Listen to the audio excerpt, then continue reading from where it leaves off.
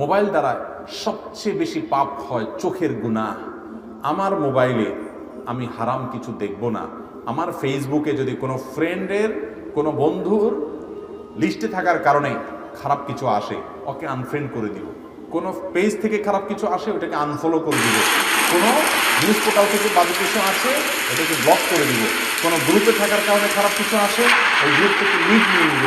সেটা থেকে আমি হারাম থেকে বাঁচার জন্য চেষ্টা করবো। কারণ আল্লাহ বলেছেন ওয়ালা তাকরাবুজ জিনা, জিনার কাছেও যেও না।